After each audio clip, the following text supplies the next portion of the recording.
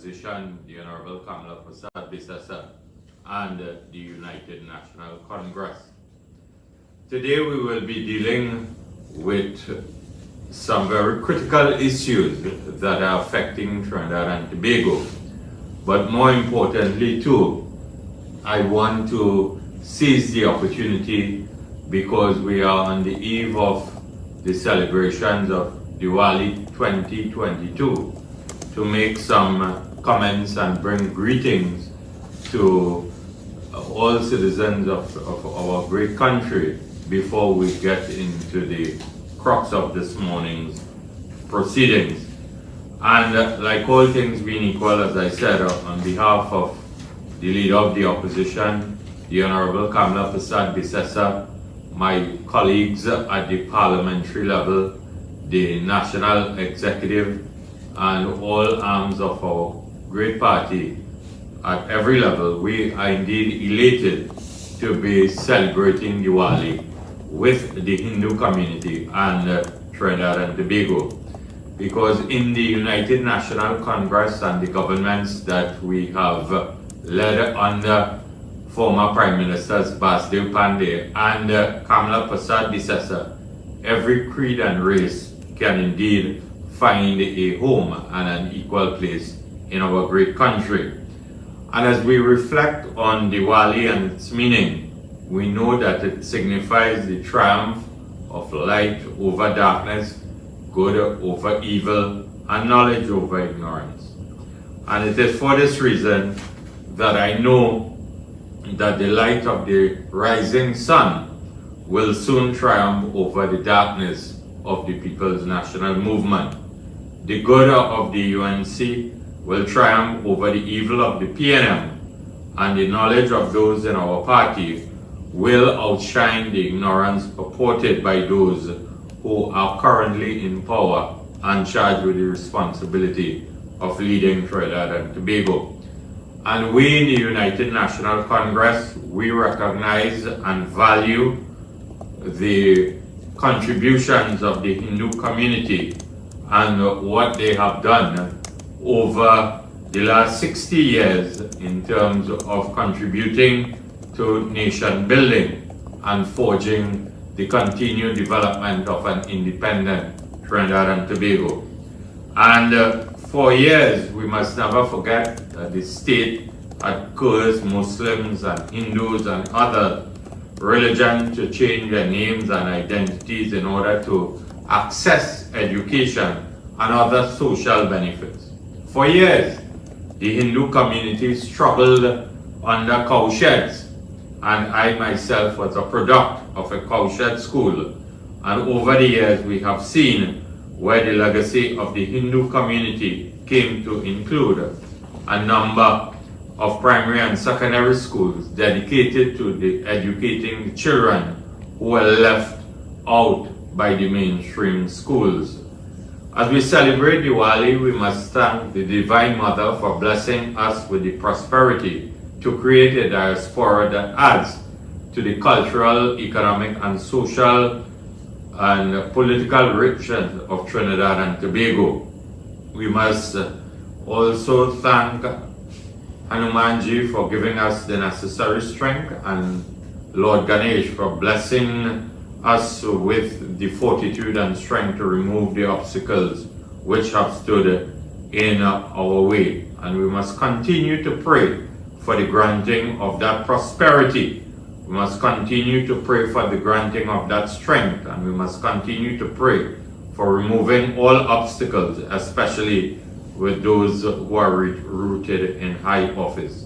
Like our brothers and sisters, we will also believe that we must wrestle against spiritual wickedness in high places, and that the fruit of this spiritual wickedness in high places are seen all over our country today.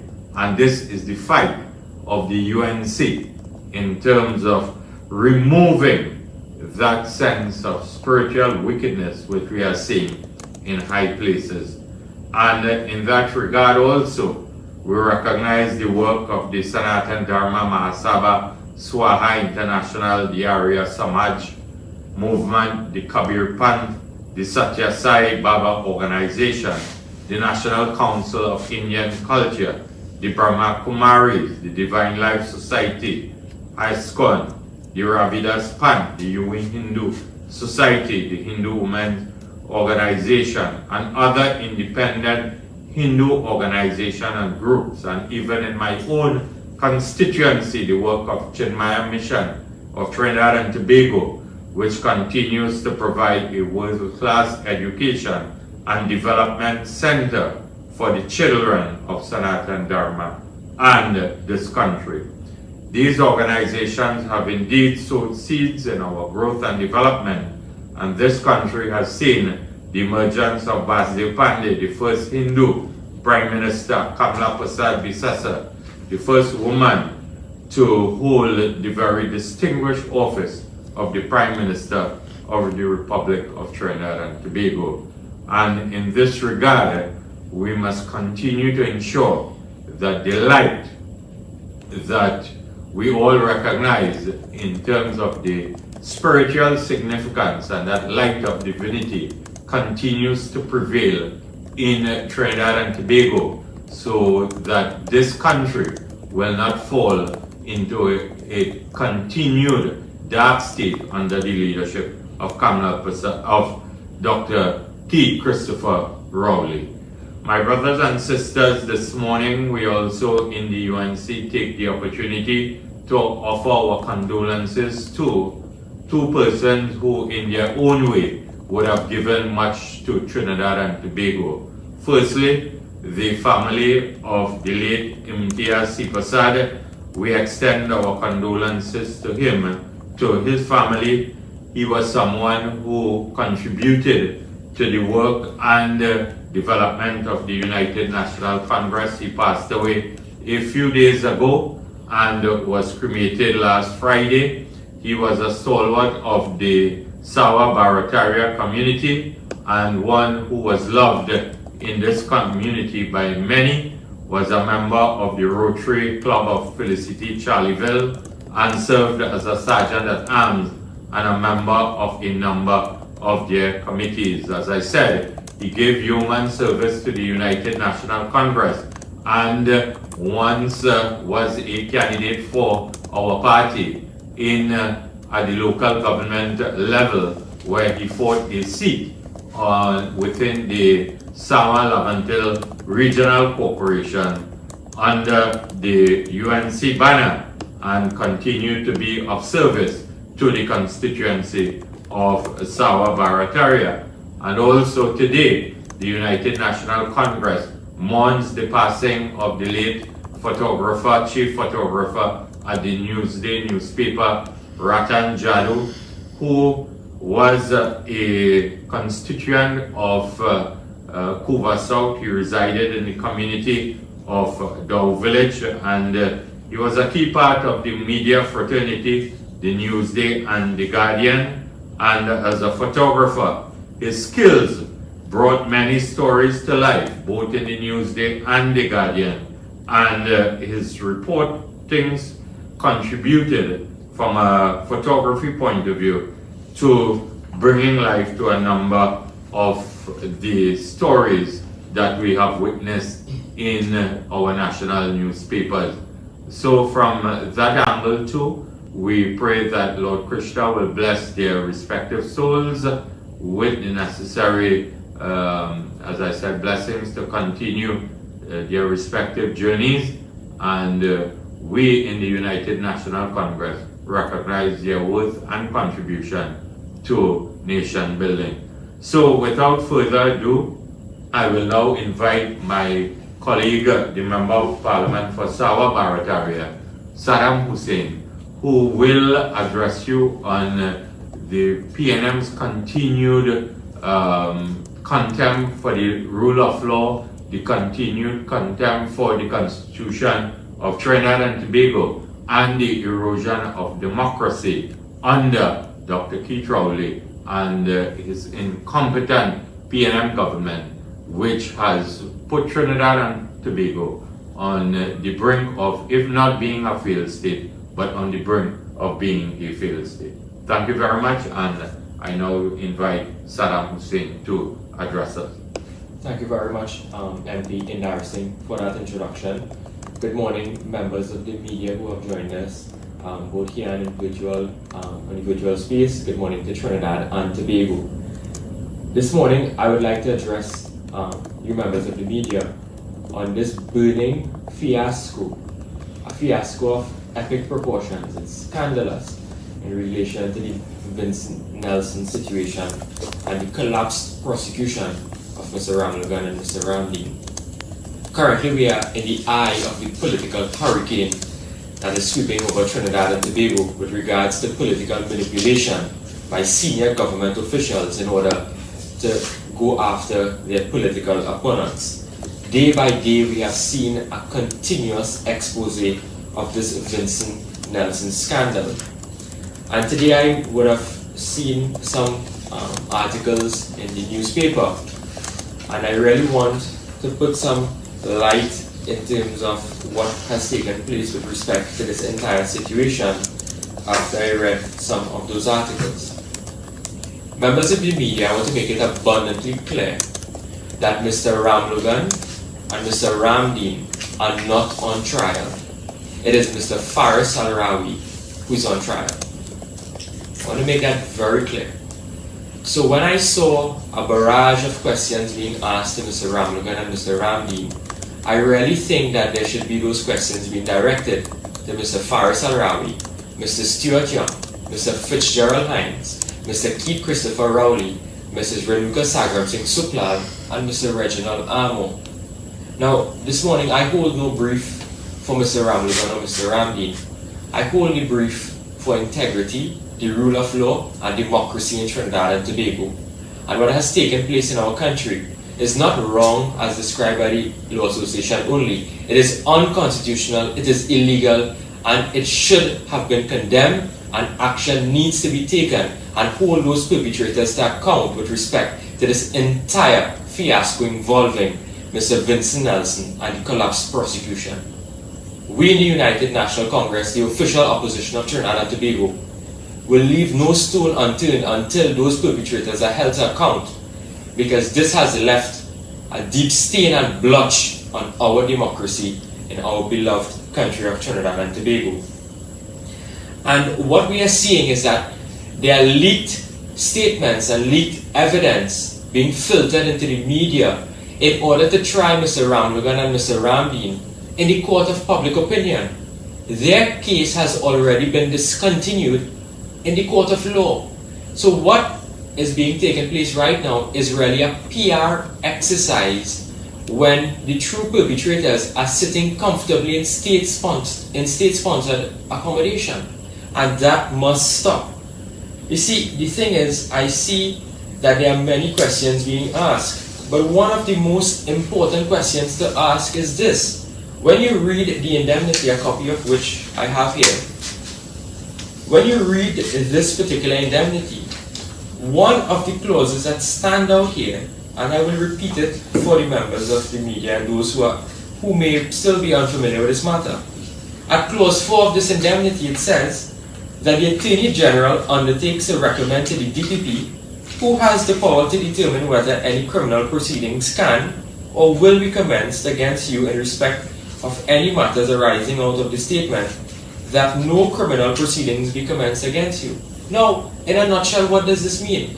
This is simply saying Faris Al-Rawi is making a secret deal with a potential witness in a criminal matter, Mr. Vincent Nelson, telling him, if you give me a statement implicating Mr. Ramlogan and Mr. Ramdean, then I will tell the DPP not to prosecute you. Now the Attorney General is fast and out of place, and he ought to stay in his lane, because the Constitution provides for rules of the Attorney General. The Constitution provides for rules of the Director of Public Prosecutions.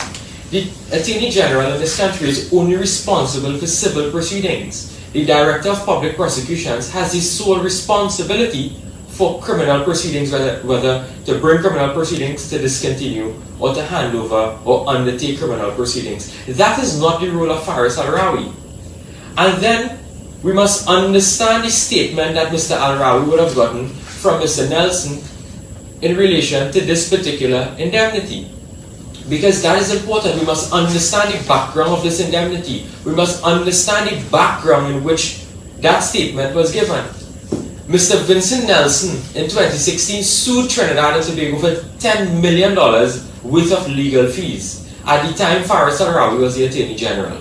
Faris Al-Rawi brought a preliminary point to the court. He lost and then appealed the matter and indicated, by way of the court proceedings that are currently before the court, that Vincent Nelson is alleging that Faris Al-Rawi indicated that he will prolong those proceedings so that Vincent Nelson, if he is entitled to any money, would not get the money. So that's the first aspect of it.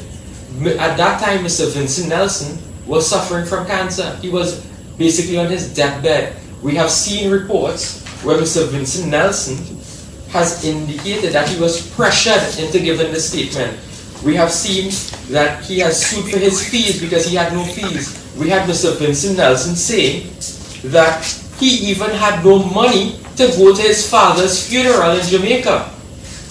And then you pressure this witness to give a statement against Mr. Ramlogan and Mr. Ramdeen. And when you read that statement, it can only be a fictional piece. That statement is purely fiction when you read it. They had no time, they didn't even bother to read over that statement to see whether or not it is making sense. That statement is a fictional piece of work. And that person has such a vivid imagination. I believe that Mr. Nelson or whoever drafted that statement could have a lucrative job in Bollywood. Because that really is what it is. It is a made-up story. It is a totally made-up story. And we must ask the question, what type of individual is so desperate enough who will take advantage of a man lying on his deathbed with no money to pay for treatment to create this fictional story to prosecute your political opponents? What type of individual will do that? Trinidad and Tobago, you have to understand the gravity of the situation. This is no simple matter that has to be glossed over. This is a critical matter that has interrupted with the rule of law in Trinidad and Tobago. It has damaged our democracy. So how can we believe a man like this, who is now charged? Dr. Rowley described him as a criminal, Stuart Young described him as a criminal, who has to pay a fine to our court for $2.25 million, a fictional piece of story that he has created, that they now want us to believe somehow is truthful. Get real. This government needs to get real. Because this matter is not going to be left alone. You see, and then we hear and we read with respect to any reports that Mr. Al-Rawi would have promised this witness, well, if you come to court and you give the evidence and you are charged and I promise the DPP not to prosecute you, at the end of the day you will then end up with a what? A presidential pardon. A presidential pardon. That is misbehavior in public office if such an arrangement was made with respect to granting a presidential pardon after a man has made up this fictional story, go to court, trying to go after his political opponents, and then the Attorney General of Trinidad and Tobago is recommended and promising and giving assurances that he would receive a presidential pardon. Ladies and gentlemen, that simply is misbehavior in public office, and that really can and has to be addressed. Faris Al-Rawi must be held accountable. You see, the thing is, Mr. Jacob, you right now need to wake up and shake up and get to Balize House, get to the Ministry of Local Government and really ask Mr. Faris Al-Rawi, pick him up and really get these answers to these questions, because he ought to be investigated together with the other members of the cabinet, ought to be investigated. And then the other point is that the defense that the state would have filed, it's reported that there's an issue with respect to the indemnity and what the role of Mr. Stuart Young and Mr. Faris Al-Rawi. So let me just put this in context. Mr. Faris Al-Rawi would have given an indemnity to Mr. Nelson to give a statement saying no criminal charges being brought against you, no civil proceedings. We in fact going to hide your statement, nobody is going to see the statement, we're not even going to give it to the parliament. That is what Mr. Al-Rawi is saying. He's also saying that we're not going to send this statement to any foreign jurisdiction, including the United Kingdom. So Faris Arawi is telling Mr. Nelson this. Then it's reported that Mr. Stuart Young would have been the one who would have given Mr. Nelson's statement to the UK authorities. And he would have said, and he said that he was compelled, that he would have given the statement to the UK authorities based on his duty under the common law, 1, and 2, under the Mutual Assistance Treaty for Criminal Matters. So 1, under the common law obligations, and 2, under our international obligations via our treaty law. So on one hand you have one Attorney General saying, and both of them coincidentally appears from the same ministry because Stuart Young was a minister in the Ministry of the Attorney General at that time. So you have the substantive Attorney General saying, no, we're not going to give the statement to the United Kingdom. And then you hear Stuart Young is saying, no, under the law, I am compelled to give that statement. I am compelled to give that statement. You cannot have it both ways. You cannot have it both ways. The caveat is imploding. I cannot understand why these individuals are not being brought before investigation bodies in order to really tell us what was the role that these individuals played in this matter, because this matter is of grave importance. Can you understand when our international partners see an indemnity such as this, telling a potential witness that we are not going to disclose we're not going to disclose your statement which may involve criminal offenses to foreign jurisdictions? Can you understand how that will damage our international reputation? That will severely damage our international reputation. This indemnity has the possibility to undermine our international relations with our international partners. And that is something that must also not go unaddressed. Because this matter involving Mr. Stuart Young, Mr. Faris Arawi, day by day we are hearing more and more coming out of it. But you see, this part of it is very important because by the actions of Mr. Stuart Young and Mr. Faris Arawi, it could cost Trinidad and Tobago over $120 million, because that is the value of the claim in which Mr. Nelson has before the court right now that the taxpayers of this country will have to foot. $120 million, all because of going after political opponents, a former Attorney General and a former UNC Senator. And then Mr. Arawi is mounting a defense in the public eye that the indemnity that he would have settled or drafted, this was in fact guided by senior counsel's advice and opinion.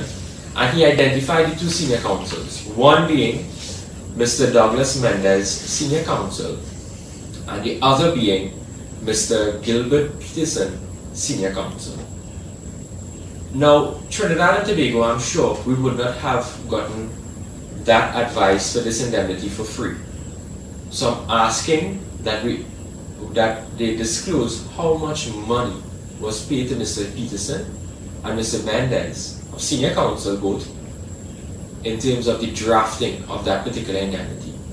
And what we also want is a copy of the legal opinion and the legal advice that they rendered to the former Attorney General with respect to this indemnity agreement between Mr. Vincent Nelson and Mr. Faris Arawi. Because it is the taxpayers who have paid for that particular legal advice and opinion. It is the taxpayers. And they ought to see it, they ought to read it, and they ought to digest that legal opinion with respect to this indemnity. And I don't want the government to come and say, well look, that is privileged information, that is an absolute privilege that we cannot disclose this legal opinion. Well, I want to quote a judgment here. And this is a very, very important judgment. This is a judgment involving the Minister of Planning and Sustainable Development against the Joint Consultative Council for the Construction Industry. Civil Appeal 200 of 2014, delivered on 28th of October 2016. And Justice Jamada, in this judgment, would have indicated that at paragraph 47, he is saying that I am of the opinion that in the circumstances of this case, the public interest, transparency, and accountability benefits far outweigh any damage that may be caused to the principle of legal professional privilege by the disclosure of the documents sought. Having carried out a requisite balancing exercise, I can find no justifiable and sufficiently essential public interest considerations of type or degree to support non-disclosure of the documents sought.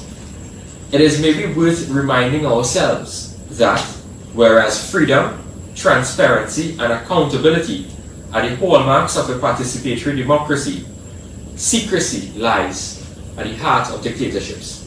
This is Justice Jamada saying that the principle of the public interest, accountability, transparency, our democracy will far outweigh that of our legal professional privilege.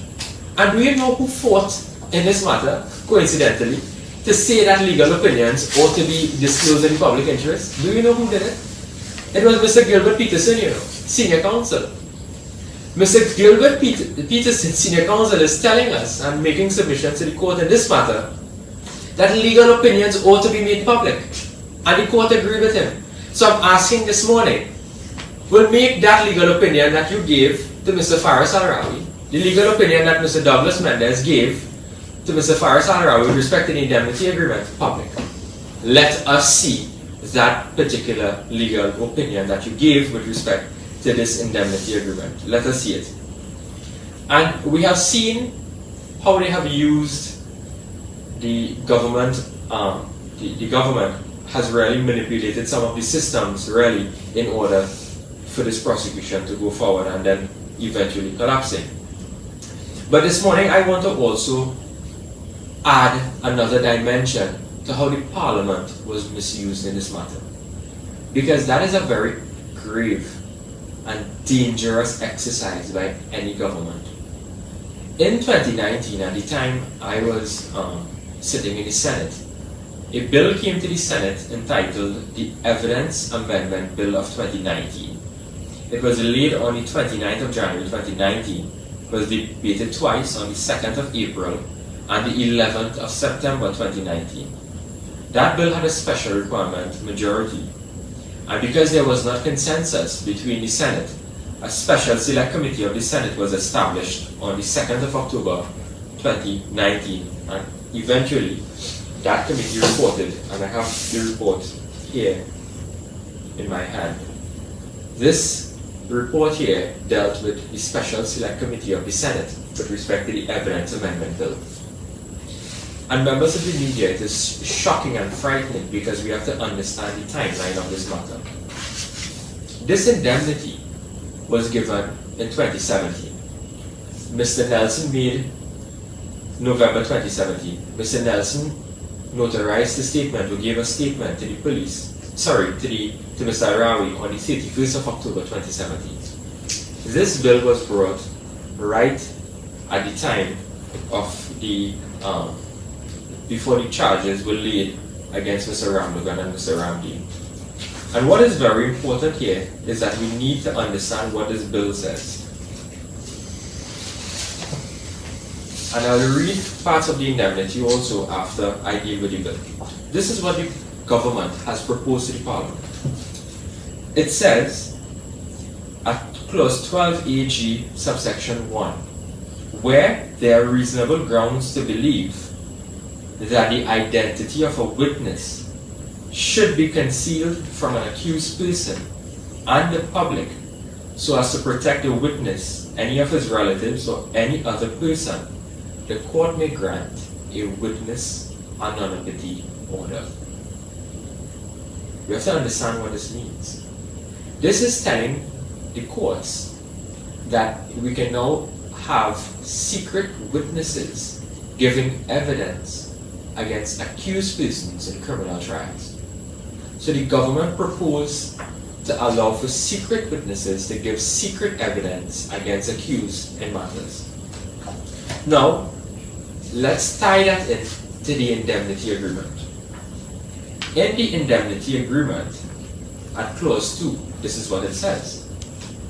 It says that based on Mr. Nelson giving Mr. Al-Rawi's statement, it says the notarized statement and or any part thereof will not be disseminated and or released into the public domain, whether in writing and or orally. B. The notarized statement will not be disseminated and or released and or disclosed in any parliamentary debate. And C. Listen to this. Your name and your information by which you may be identified as the person who provided the information contained in the notarized statement will not be disclosed to the public and or in the parliament and or in any parliamentary proceedings. So Mr. Harawi is signing a statement with this witness telling him, give me the statement, and I would not tell them your name. I would not tell them your address. I would not tell them who gave me the statement. This is secret justice. This is prosecution. This is persecution. This is public persecution. This could not be criminal prosecution. Mr. Harawi, do you understand the gravity of this?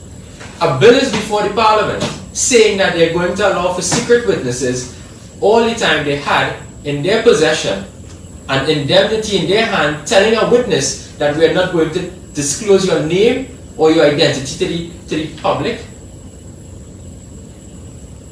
That is how this system has been manipulated, and we must hold this government to account.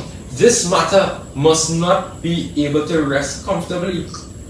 Imagine in this statement also, they're saying that they're not going to give any information to the public or the parliament. Who is the highest court of the land? It is the parliament is the highest court of the land.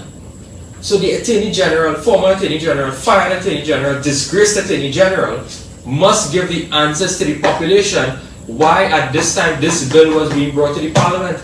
And do you want to know something? At the time that this bill was before the parliament, as part of that committee, we wrote the Law Association to get comments on the bill. The president of the Law Association being Mr. Douglas Mendes at the time, we got not a single comment from the Law Association on this bill. Not a single comment on the Law Association with respect to this bill. Critical piece of legislation.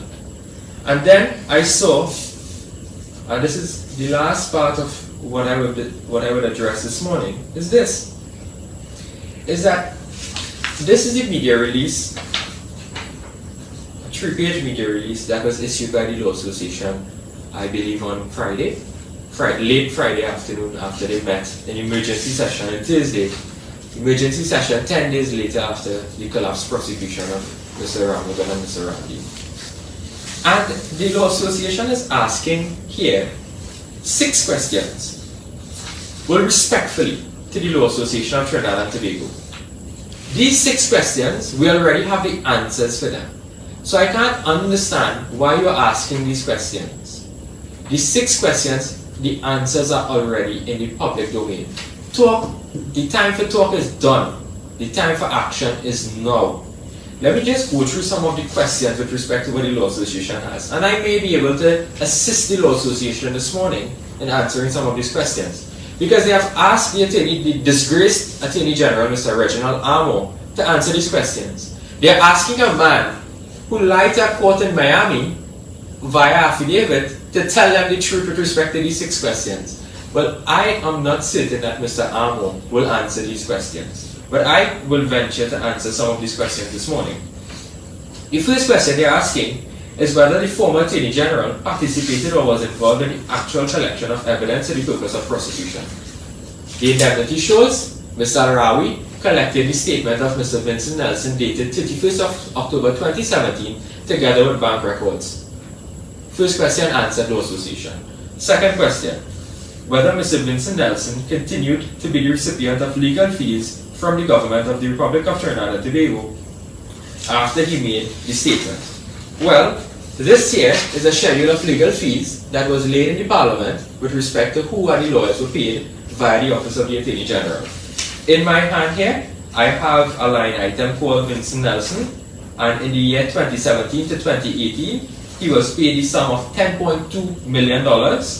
In the year 2018 to 2019, he was paid the sum of $768,000 in legal fees from the Office of the Attorney General. So question number 2 has been answered. So Mr. Vincent Nelson was still collecting fees from the government. He gave the statement in October of 2017.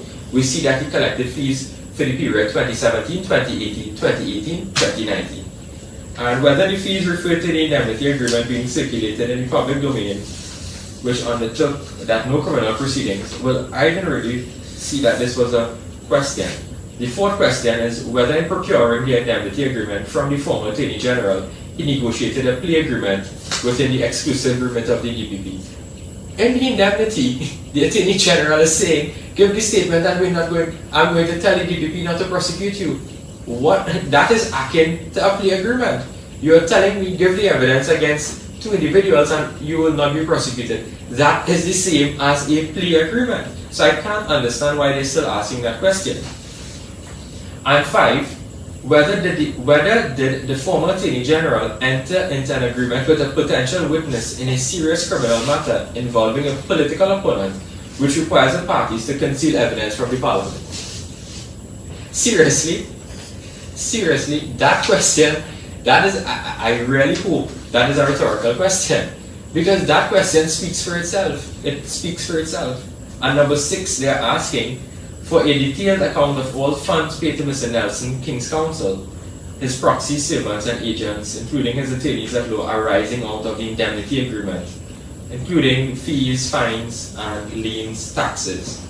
Law Association at loan at question number 6, you well know that you can utilize the Freedom of Information Act and you can get that information.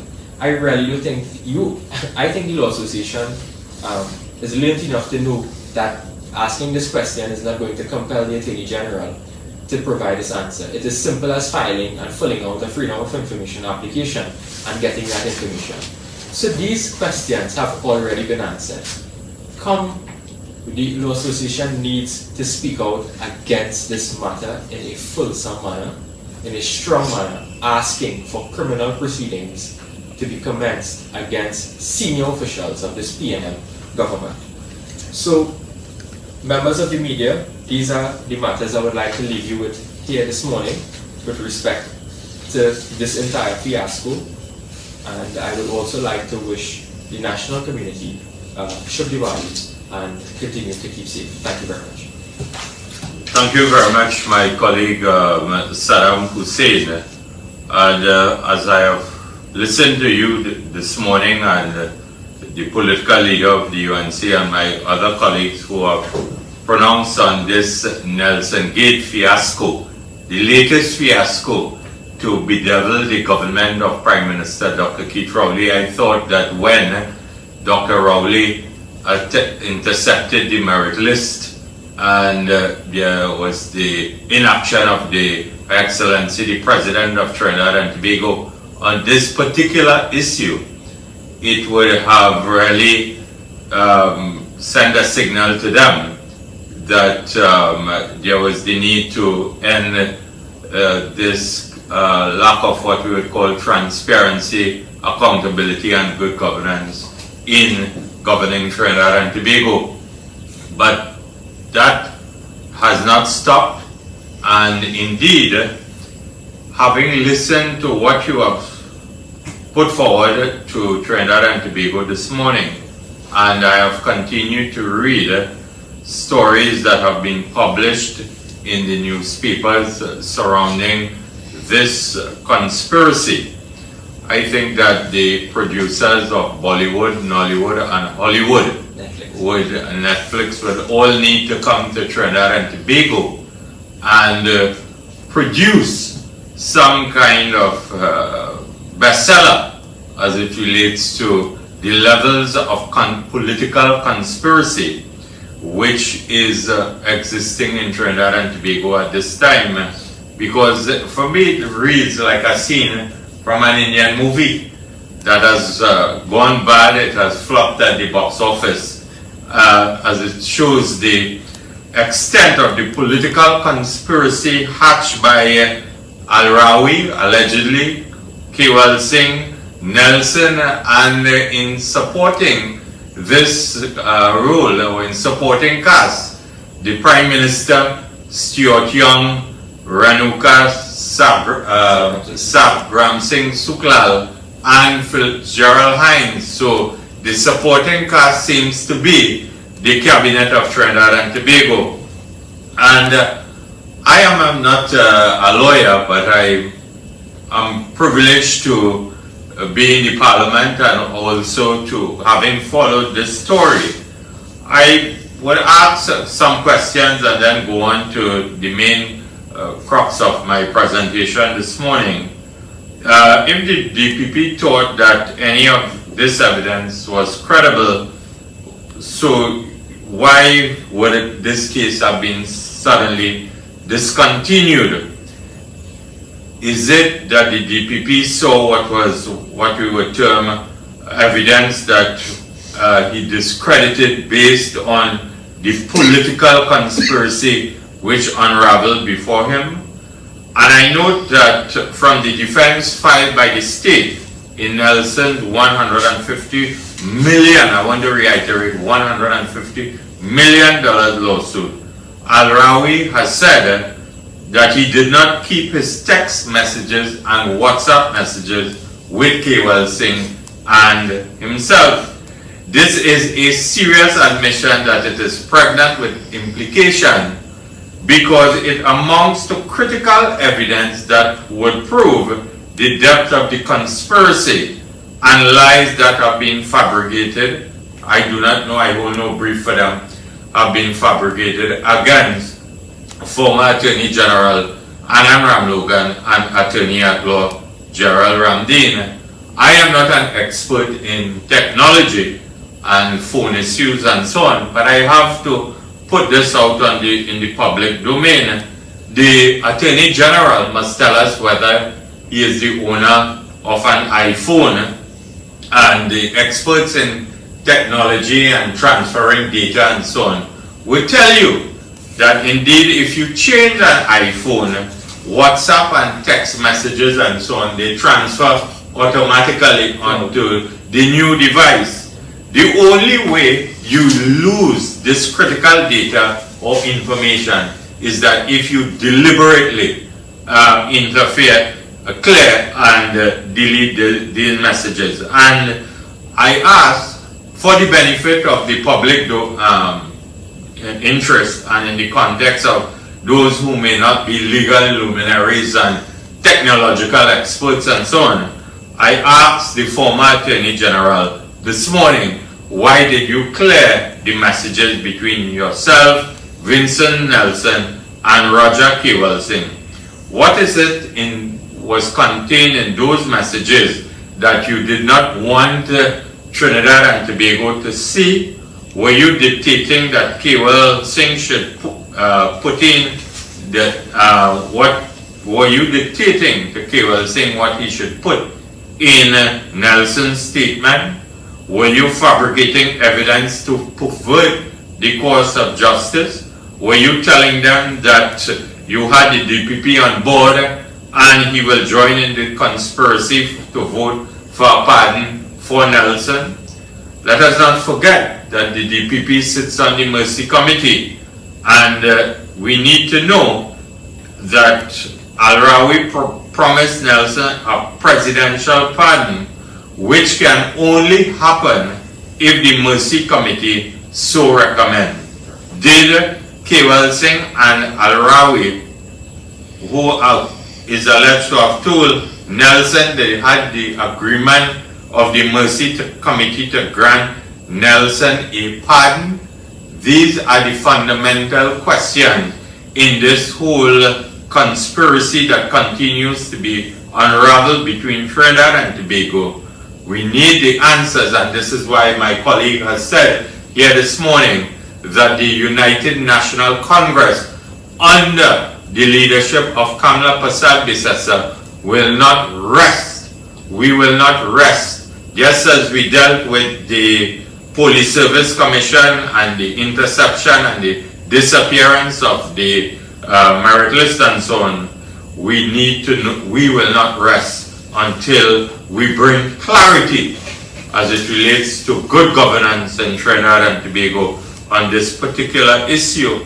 And this leads me to the very state of Trinidad and Tobago, because I want to just take a couple of your minutes to relive or remind you of some of the headlines that we have seen in the national newspapers probably over the last 2 weeks. And in Trinidad Newsday, killed for killing a cow, mom, son's held for murders, flood of murders, body parts found in bag, boy 9 shot dead, and schoolboy 15 chopped, shot, dumped.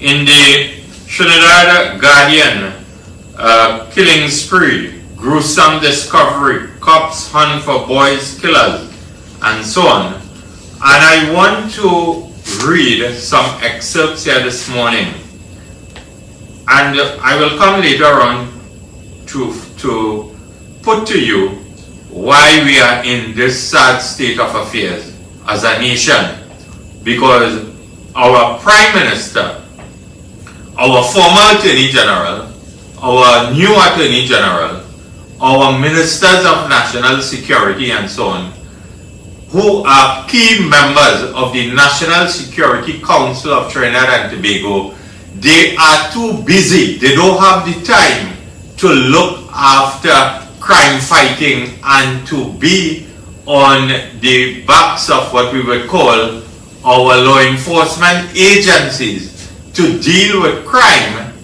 and how it impacts upon the ordinary citizens on a day-to-day basis, because they are not concerned about how crime impacts upon the ordinary man. The National Security Council is obsessed with political conspiracies and the persecution of their political opponents, and they have no time for fighting crime in Trinidad and Tobago. That is why we have these headlines. That is why we have these continuous home invasion, murders, rape, and I could go on and on. And I want to read from the Guardian editorial of the 18th of October 2022. And the headline of that editorial, Trinidad and Tobago sinking to a dark place. And I quote, "The gruesome discovery of 2 men found dismembered in a stream in Cunupia on Monday was yet more confirmation that Trinidad and Tobago is now being stalked by a group of killers who are seemingly operating under the guise that they will never pay for their crimes. Either way, to law-abiding citizens, it marked yet another grisly turn in the trend of killings in this country. This is because this is the 3rd time in 2 months that such a crime has been committed. Indeed, in the context of continuing gang violence in Trinidad, it is important to note that the dismemberment of victims is a trademark of Latin American gangs who use it to send a message to their rivals or families of their victims. And the situation comes even as the country was reeling from the killing of a 9-year-old in the person of Jamal Modest at a playground in Chaguanas over the weekend. In another scenario in which criminals acted with no concern for innocent bystanders as they sought to take out those they were hunting for.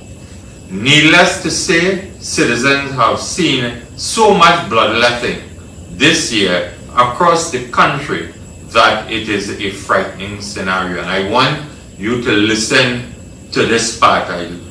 The Trinidad and Tobago Police Service continues to attempt to convince society that they are doing all they can to deter criminals. However, based on events of the past 48 hours, we dare say no individual can take the words of our law enforcement officers at face value as Trinidad and Tobago now seems in a very dark place where murders are concerned. And as I said, this has not only to do with murders, but it has to do with home invasion, robberies, attacks on the elderly, women, carjacking, rape, you name it. And the latest came to the fore only last night, or into the wee hours of this morning. A quadruple killing occurred in Diego Martin. Two men, a 20-year-old woman and a 2-year-old boy was killed in very grueling circumstances, gruesome and so on. And also, only in yesterday's Guardian, and we have been told it is in the public domain, that the Hassan Ali double shed, the famous green shed in Debe, was the victim of another home invasion. For 25 minutes during the early hours of that morning, a Debe family was held hostage and terrorized in their own home by 4 gunmen. And the gunmen tied up the homeowners, a 66-year-old woman and her husband, and they took everything in the house, from sneakers to passport to cell phones to jewelry to cash and so on. And also, we have seen in recent times where an 80-year-old pensioner was tied up and beaten and burned during a robbery in Barrackpore. A 44-year-old woman in Currant Hills in St. Madeleine was chopped on her hand during a home invasion. Last week also we were told businessman Mohan Ratan, owner of Ratan's Free Zone, he and his wife was also tied up when bandits invaded their home in La Romaine. And also we must not forget the Chinese restaurant owner in Mayaro, where the sanctity of his home and his family was violated, and the list goes on and on. So I am putting it to you here this morning because we must never forget Rowley and his bunch in their manifestos in 2015 and 2020. I have these manifestos in my hand. They came and they told you about what they said. They would establish a police management agency. They would establish a joint police border protection agency. They would tell you that, they told you that they will overhaul the Forensic Science Center. They told you that there would be an effective manning of the police service in terms of filling all the vacant positions and so on. Trinidad and Tobago today, the Trinidad and Tobago Police Service is short of 3 deputy commissioners of police. We don't have even a substantive commissioner of police. This is a political party that has lied to this country and told this country in every budget presentation, we will ensure that each municipal corporation have 100 police officers to deal with community policing, patrols and fighting crime on the ground. I fall under as a member of parliament, fall under the Kuva Tabaki Talparo Regional Corporation, and I can tell you that they do not have more than 25 of these municipal police officers.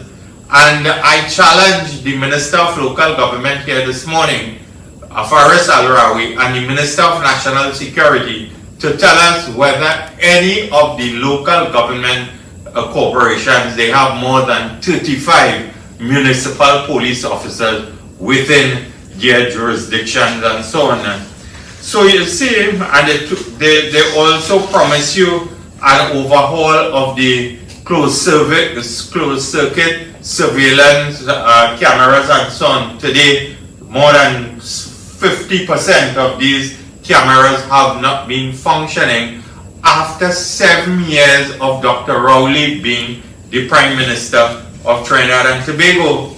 So I am putting it to you here this morning, Trinidad and Tobago, that Prime Minister Dr. Keith Rowley, his successive failures of ministers that he has appointed as ministers of national security. We must never forget that there was a retired Brigadier General by the name of Edmund Dillon.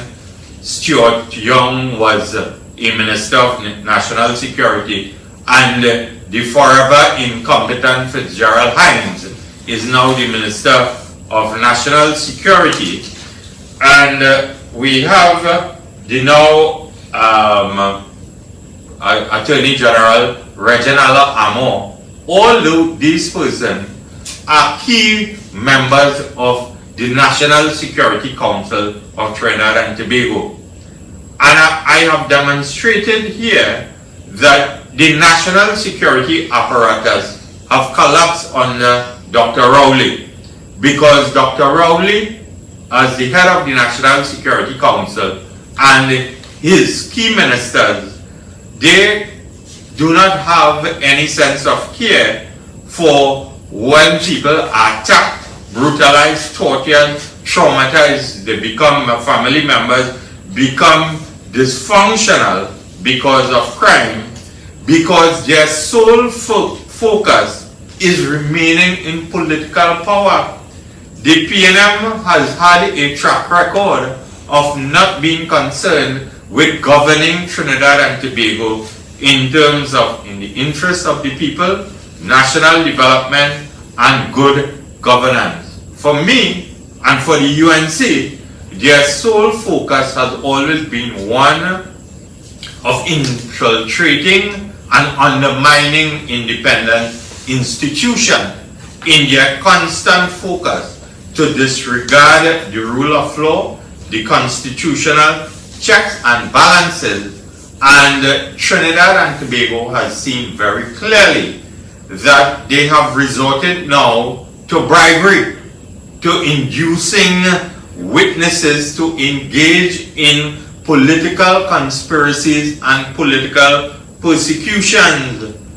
As I said, because I do not know, after having moved from a tie of 6-6 in Tobago to 14-1 loss at the Tobago House of Election, in House of Assembly election, and with an impending local government election and general election on the horizon, the government's sole focus is not on fighting crime, but putting all their energies and effort and time into persecuting political opponents and locking up political opponents. And I'm forced to ask the questions on behalf of the people of Trinidad and Tobago, because it is our duty to warn you. It is our duty to call them out, Trinidad and Tobago, because we live in a global community and we have seen autocratic governments. We have seen dictatorships in terms of their behavioral patterns all over the world. And today, we ask on behalf of the law-abiding citizens of the country, is the government, or will the government go in a direction of continuing to politically persecute its opponents, engage in political conspiracies, seek to eliminate its opponents in different forms and fashions? As I said, I have seen political assassinations all over the world. I have seen vehicular accidents. I have seen where political opponents have been taken out through lethal injections and so on. Is it the way where we have seen an emerging dictatorship start with actions in this country, do we expect such a political culture to evolve under this government based on their lack of commitment to provide a national security environment for the benefit of Trinidad and Tobago? Because you see, I have to ask the questions again on behalf of the opposition. Why are the mobile scanners not working on the ports of Trinidad and Tobago? My information and my sources have revealed to me that only if one fixed scanner is working at the port of Port of Spain, and at a time when the murders are gruesome, when the violence is being unleashed on the population through the use of automatic rifles and the proliferation of guns and ammunition in Trinidad and Tobago, this country needs more scanners at our respective ports and at warehouses which fall under customs and excise. What is the state of the coastal radar systems? How many? Fitzgerald Hines must tell us what is the state of the coastal radar system. How many Coast Guard vessels are indeed seaworthy and can engage in the patrolling of our borders? Have we allocated adequate sums of money to purchase fuel and to keep these Coast Guard vessels up and down our coastlines and so on? Where is the government's crime plan? Where is the coordinated approach, a whole of government? They like to use this term up and down the parliament and on the political platform, and wherever they get an opportunity to deceive the population, they always like to use this terminology that there is a whole government approach to dealing with the issues impacting upon the people of Trinidad and Tobago. This morning, the UNC is asking, where is the whole of government's approach as it relates to crime fighting and bringing a sense of care, concern, and ensuring that the citizens of this country are no longer hostages in our own homes, and where our homes have become jails with the amount of iron bars and security systems and surveillance systems and so on in that regard. So it is clear, members of the media, it is clear, Trinidad and Tobago, that the government of Dr. Keith Rowley has lost the war on crime. They have abandoned the people of Trinidad and Tobago because crime fighting is not their focus. Their focus is political conspiracies. Their focus is on colluding, on bribing, inducing with hundreds of millions of dollars. That is why law enforcement agencies cannot get the tools such as surveillance cameras, police vehicles, you name it, manpower, body cameras and so on, to fight crime. And that is the sad state of affairs as we will celebrate Diwali 2022. And before I leave you here this morning, I also want to take the opportunity to join as we extend our condolences to the family of the late relatives and friends of the late Shaquille Douglas, a contract employee who was working on a scaffolding structure at Paria and died. We do not know all the circumstances that would have led to the death of this very young man.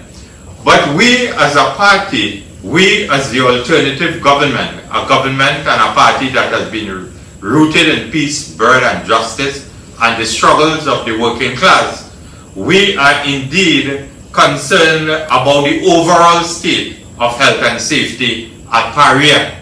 And again, we call upon this morning the Paria-led board of Newman George and the management structure headed by one Mustaq Mohammed to provide all the clarity, to provide the truth to the family as it relates to what transpired and what led to this gentleman's death. Because we are concerned about whether health and safety protocols in this country is being compromised, is not being adhered to under the ambit of the Occupational Safety and Health Act. We have said that at Paria, they want to make sure that the financial records look healthy so that they can report to the national community that indeed there are mega profits existing at Paria when health and safety is compromised. And we ask this again too in the context of what is transpiring at the Occupational Safety and Health Authority, because I am reading from today's Guardian that OSHA minister denies that there is a staffing crisis at the Occupational Safety and Health Agency. He is saying, or the headline is that we are on a recruitment exercise. And indeed, if I am to read from the article, it says that the Occupational Safety and Health Agency is facing a crisis because of the number of safety and health inspectors who have resigned from the organization. At least 15 inspectors have left over the last 2 years, and there are currently 33 vacancies for health and safety inspectors of category 1 nature. I raised this in the parliament on behalf of the workers of Trinidad and Tobago. I raised this also in the budget debate in the context of the state of health and safety at OSH. And I am saying that indeed, if after 7 years, this is why we cannot fix Trinidad and Tobago now. The government is fixated on political conspiracies, bribing and inducing persons with no credibility, with the lack of thorough evidence which can stand up in the courts to go after its political opponents. They are not concerned about fixing Trinidad and Tobago. So this is another glaring example. A crisis at the OSH agency after 8 years in governing Trinidad and Tobago. That is why the economy cannot be fixed. That is why infrastructure has collapsed in Trinidad and Tobago, because I do not know what else will collapse at the Mosquito Creek. One was the highway to Point Fortin. My colleague has termed it, Dr. Rudal Munilal, the Mosquito Crack.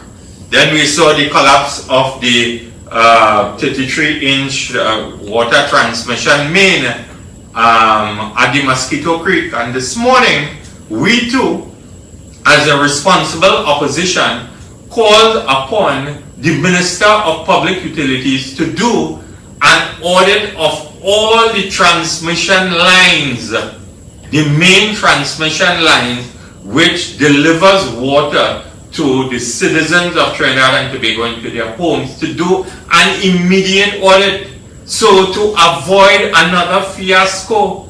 The Hindu community in South Trinidad, I do not know how many persons puja may have been put off, prayers have been impacted upon. Today, persons who may be in a state of disarray because 8 years into government, they cannot get it right in terms of water delivery. And I'm saying to you, this is why the issues cannot be fixed, because health, infrastructure, the economy, job creation, social services delivery, you name it, crime fighting has collapsed because Dr. Rowley and his government does not care about the ordinary people and their concerns in Trinidad and Tobago. Their care is retaining political power. They will do it at all costs.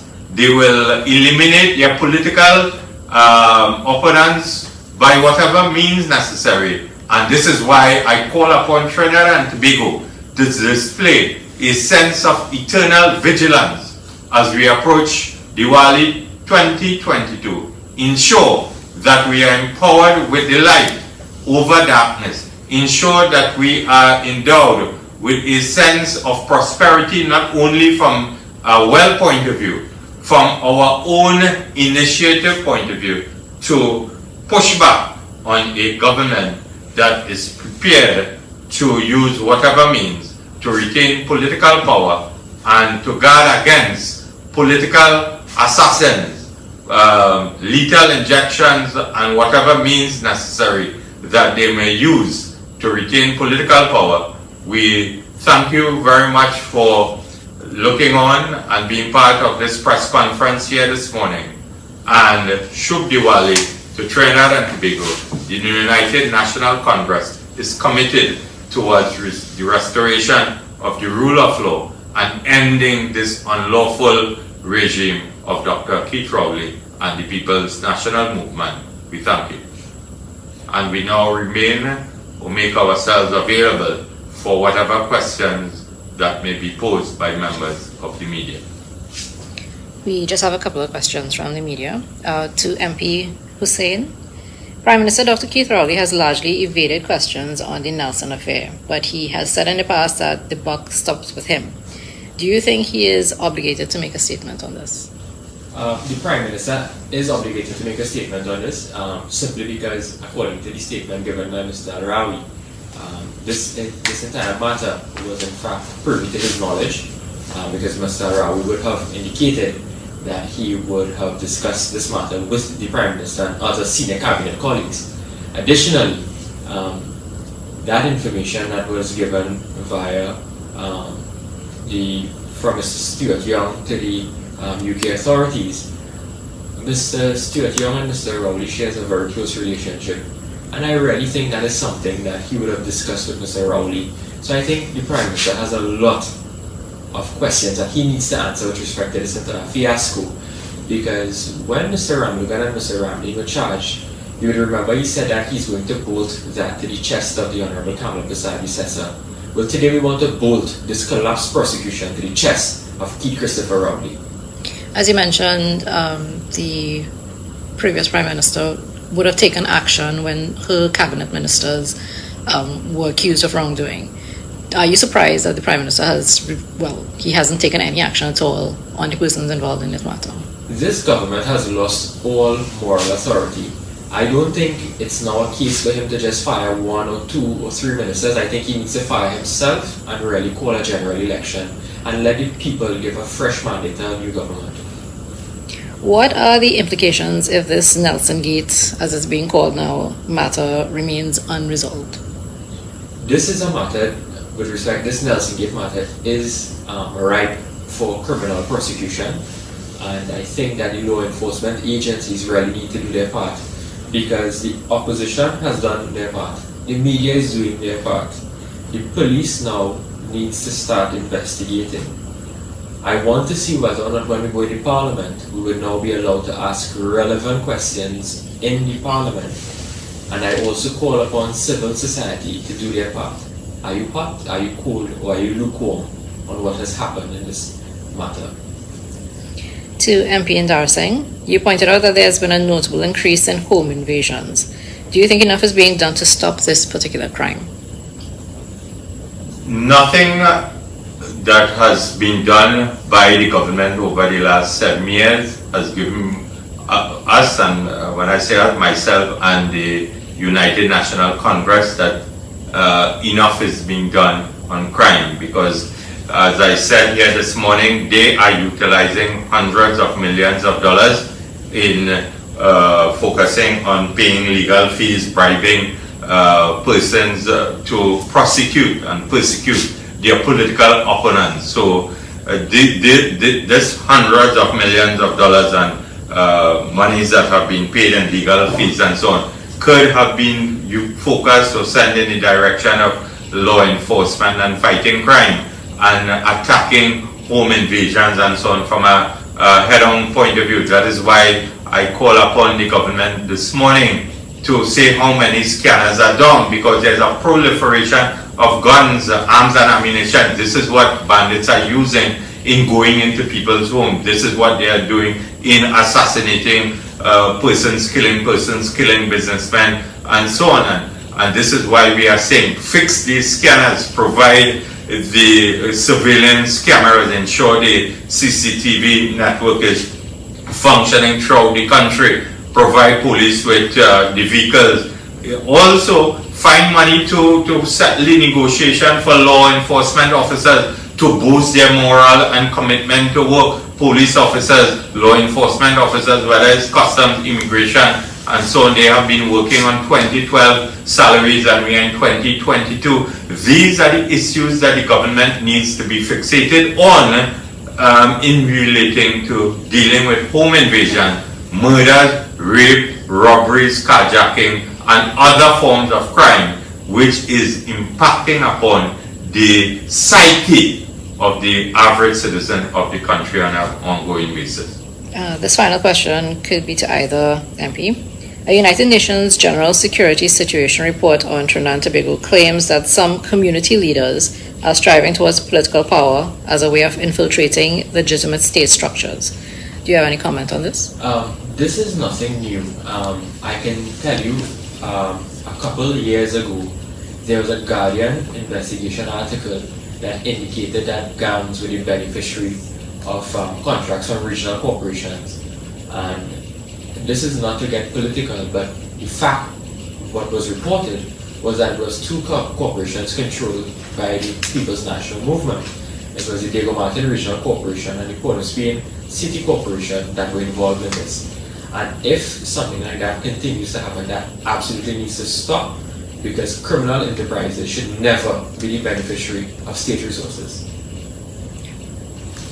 Well, we have seen it openly where the PNM has had a track record of courting and embracing gang leaders and gang members. We can only go back into political history where Prime Minister Manning convened, he feted, he dined, he ensured that there was the trappings of what we would call a state dinner at Crown Plaza, the famous Crown Plaza meeting where gang leaders and so on were feted by the Prime Minister.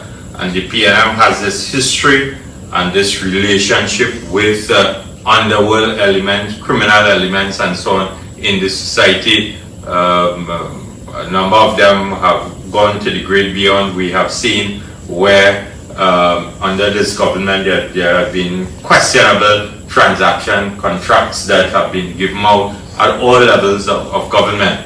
So from where we sit, the PNM has no respect for the rule of law. It is a government that we can say that is bordering on even within their government, criminal elements. There's a gang operating out of the cabinet of the country, and certainly we must take into consideration this report and ensure that this is stamped out and the rule of of law and adherence to the Constitution is returned to Trinidad and Tobago, and that is why we will continue to champion this issue of the Nelson Gate inside and outside of the Parliament, the collapse of the Police Service Commission, the interception of the merit list, and all fiascos that continue to bedevil the government of Prime Minister Dr. Rowley.